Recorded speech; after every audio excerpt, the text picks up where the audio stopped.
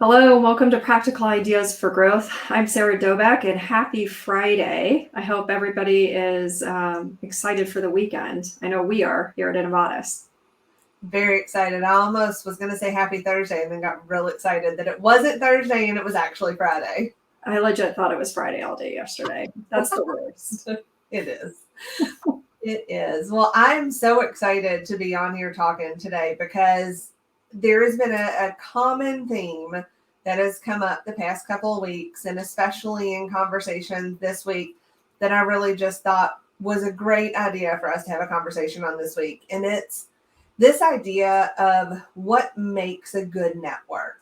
I feel like we hear so many times accountants need to get out there and build their networks so they can get referrals and meet as many people as they can so they can get referrals. And it's always this so that we can get something from them. But what we've really figured out is that this network shouldn't be there for you to get referrals. It should be there for you to have people to serve your clients. And if you change the mindset a little bit on how and why we're building these networks, it makes a huge difference in not only your client service, but it actually increases the likelihood and speed of you getting referrals. What do you think, Sarah? I couldn't agree more. I think that networking is important, and it is kind of like an animal that nobody really knows whether they're being successful, but I think always forgets that relationships are at the core of it. I remember when I started, one of my first or most memorable early BD books was Never Eat Alone, and still love that book. And it talks a lot about relationships and building them and how important that is to networking versus it being more of a transactional thing. Yeah, there's so many good books on this, right? I think these are probably one of the more fun topics to read on when it comes to BD. But it's the common theme really is about giving and providing value and bringing something to the table before you expect anything in return. And I think that is something that a lot of people struggle with when it comes to this. They think, well, I go meet someone and I need to tell them what kind of referrals I want. And we need to talk about, what they want and this, that, and the other. And there's something about meeting someone and understanding that you do align. That's an important part of building a good network, is that you do have similar goals. You do serve similar clients. You are, probably closer to the same career path or career progression, right? There's a lot of things that make it good, but we have to approach it a little differently. And, we use the example of making deposits before you ask for a withdrawal. And it's almost like that's when things click, right? We put so much pressure on going out there and meeting people so that we can get business that we don't actually form genuine relationships, to your point, right? And so there's no genuine interest. There's no trust built. We just think we go talk to someone and we tell them we're a CPA and we should get a referral from them like a week later. That's how it works, right? Yeah, it's funny. It is. And I think it's hard, right? I think, you and I have had conversations about this with, some of the people that we work with, and it's hard to put yourself out there. Not everybody is built to be an extrovert, and not all of us openly share and are comfortable sharing things. And so I don't think these have to be big things. I think sometimes you think like you've got to be BFFs with the person. And I think partly because you look at some of the rainmakers in your firm and you go, that person is such a strong rainmaker. They know everybody and everybody loves them, but they didn't start that way, right? They didn't immediately come out of the womb like, I'm a rainmaker. This is how I was built to be, right? They started by building relationships, and a lot of it was small things that built up over time, like sharing information about something that interests you, something that you're comfortable with, right? If you're a parent, oftentimes we get on conversations that, do you have kids? How old are your kids? And then we share stories about that. If you're a golfer, it's easy to start a conversation around that, right?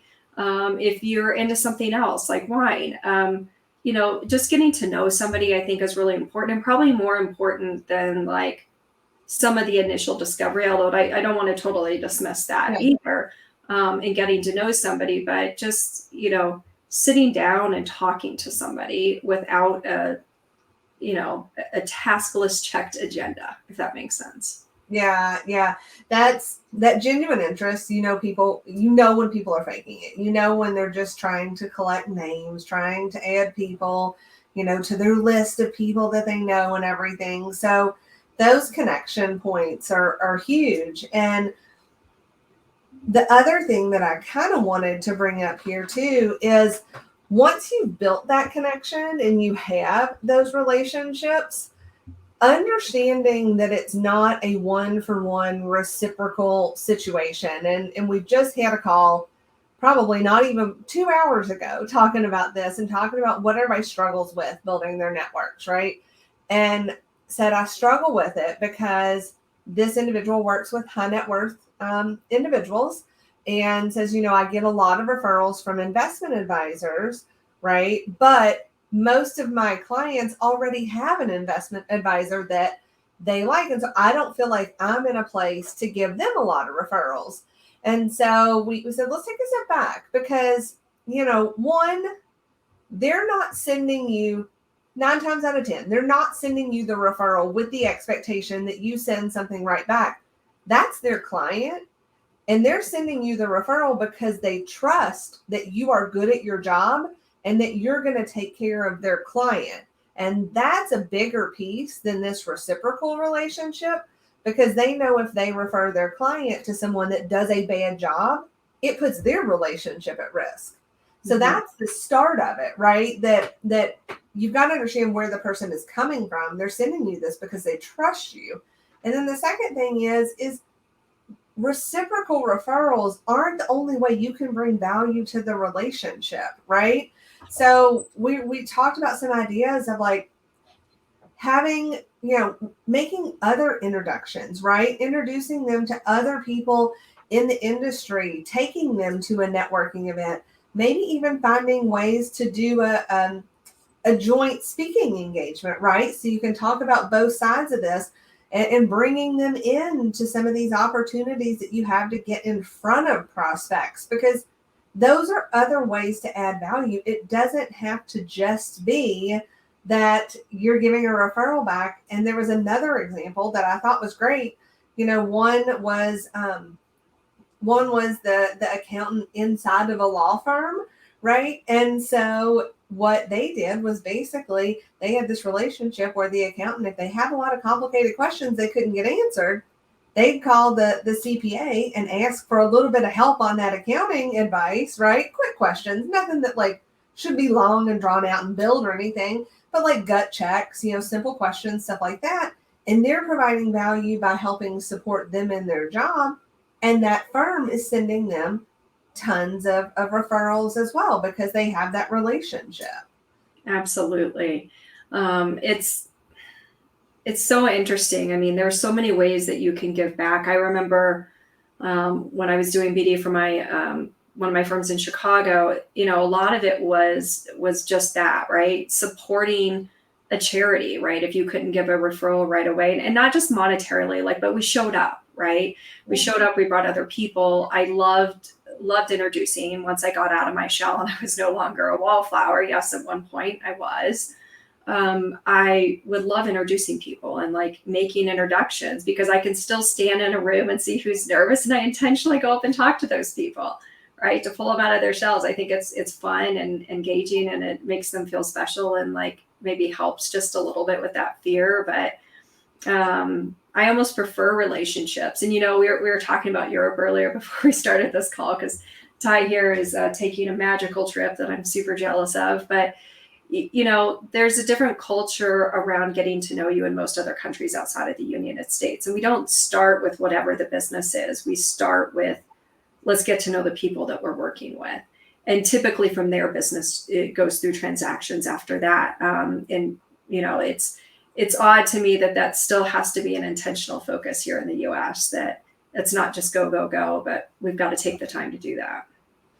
Yeah, I agree with you completely. It blows my mind because I can't imagine, walking up to someone and being like, hey, do you want to be a client? Hey, do you want to be in my network? Right. But we do that not so blatantly, But we feel like if we're at a networking event, it's all business, right? Like Mhm. it's shaking hands, getting cards, connecting on LinkedIn. What can we do?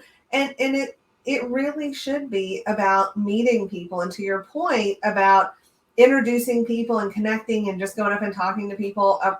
We were at a conference last week, I guess, and talking to somebody there, and he said, my favorite thing about these conferences is just getting to see 100, 200, 300 people that I know in one place and making those deposits. And he said, if I'm standing there talking to someone and I see someone walk by, I might be like, hey, Sarah, let me introduce you to such and such, and bringing them into the conversation and trying to find people that should know each other and building those relationships for other people.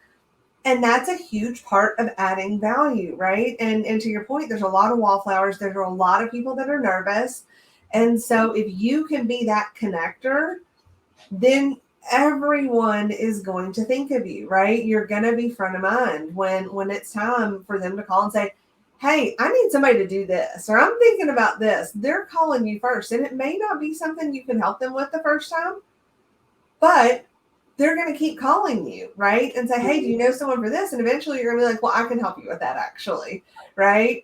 And Yeah. so you're just building that foundation and those connections. And it really is about connecting on something specific, finding something that you both enjoy, genuinely talking about it, and then getting to the point where you can build trust and move those conversations forward. But I think that the biggest mindset shift that we kind of had this week in the conversation was I have to stop thinking that I'm going to networking events or going to meet people to get business. I need to think about, we call it our circle of influence, Mhm. right? And these people are influencing your clients, they're influencing your buyer. And so you have to have those people for when your client says, hey, I need help with something. And they know if they call you, you've got that person that you can introduce them to. You want to be that first call. I think that's such a huge piece of this. Yeah, it absolutely is, and it takes a lot of time, right? There's always some rules of thumb, right? When you teach, like if you spend a few years and it doesn't seem like it's going the right direction, right? Maybe it's time to reassess. Are both people committed, right? Because if we talk about a relationship, it can't. Both people have to be committed to making that work, and there's lots of ways that that shows up. Sometimes through collaboration until we can get those opportunities. But you know, I think it's so important that we remember that. And coming out of COVID with everything seeming to be back in person this year, last year was like that transition year for a lot of people. I think people are craving it. They miss it. I've heard so many people say, gosh, I really miss this. I really miss the human interaction and the conversations that just sometimes don't happen on Zoom unless we really make an effort for them to happen on Zoom.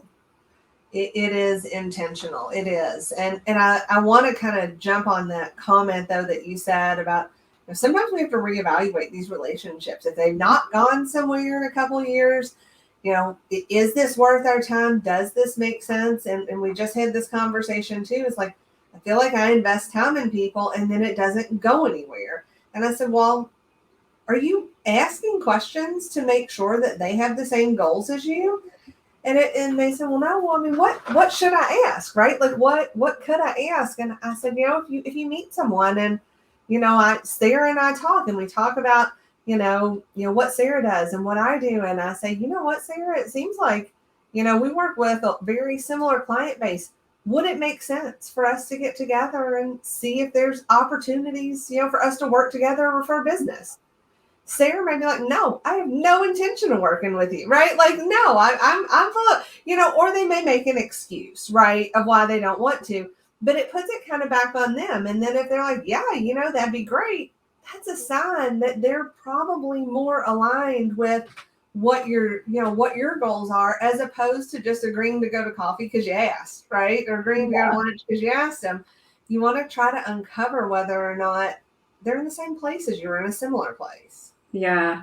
I remember early in my career, I've been doing networking and business development for a while, and everybody hits this point where like, it's not just being out there, it's narrowing who you're spending your time with. And I remember getting called on by a banker, and it was a smaller bank in Chicago. And so we sat down for like 30 minutes and had a coffee, and, we were talking about each other's businesses. And, I asked specific questions like, what size clients are you working with? And what kind of things are you doing for them? Right. And they shared, and it was well below the size of our market for what we were doing. And I was honest. I shared about what we did. And I said, I'm not sure I see you getting to the leap that we needed it to be at for it to make sense, because anybody you'd send over is not going to be a good fit for us. And we don't really have clients in that size range.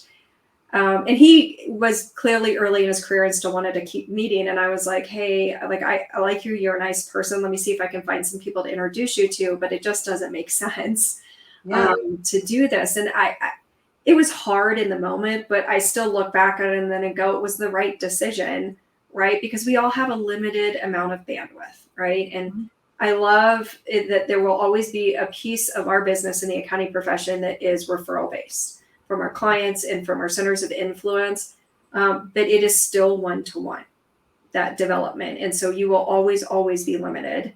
So you have to make the very most of what you're doing. Yeah. They told a story this week of one of the partners at the firm I was at, that he got to the point where he was like, I'm done. I have no more time to spend with everyone. I'm getting asked to like 6 meals a day. And so it turns out he like picked a restaurant, and every Thursday he went there for happy hour. And anybody that wanted to see him, anybody wanted to network, they showed up there every Thursday night for happy hour. And that was his thing. And that's how he figured. I'm not suggesting everybody do that, but it worked for him. But there is a portion of this that you do have to protect your time. You do have to protect, what you're doing and who you're working with. And because if not, you're going to burn out. And that doesn't help anybody either. So I think that's a great point. We waste a lot of time sometimes not having that conversation and sending the wrong business, getting the wrong business. And then eventually you have to have that same conversation. Well, what are you looking for? Well, here's what and now we've wasted 6 months to a year and it's not a fit. So, right. And a lot of lunches, man, I had lunches every day of the week in Chicago when I lived there. But I think that's really smart. And it actually reminds me, and we probably got to end here. Yeah. But I started with the very first BD book I ever read. And then I'll end with the most recent that's on my favorites list. And that is by a book called Hit It Off by Joe Percato. It just got published. He's an old friend, former client, and he's been on this relationship kick for a long time. This book he's just released has been a dream for a very long time, and he's truly unique at it. But I bring it up because he was that person. He didn't do happy hour, although I think he'd think that was a great idea. But he had lunch at the same place. No matter when we met, we always met at the same place. I think that made it easier for planning. Yeah. But he ate there like 3 or 4 days a week. He literally had a table at this restaurant. And I think that after I don't know how many years of meeting with him, probably on a quarterly basis, because our firms did a lot of work together. I finally was like, can we please go someplace else? Like, I love that salad, but kind of ready. So he did. He was very kind to accommodate me, but that's pretty funny. That's what I remember. And it became part of his brand, right? You remember, I still 20 years later, still remember that. So. Well, I think that's about all the time we have. Ty, any final thoughts for our listeners today? Just put your clients first. Come at this from a client service perspective, and I promise you, your results will be so much better than if you come at it at a referral network. Awesome. Fantastic advice. And we'll put the links to both those books in the comments. Thank you. Happy Friday.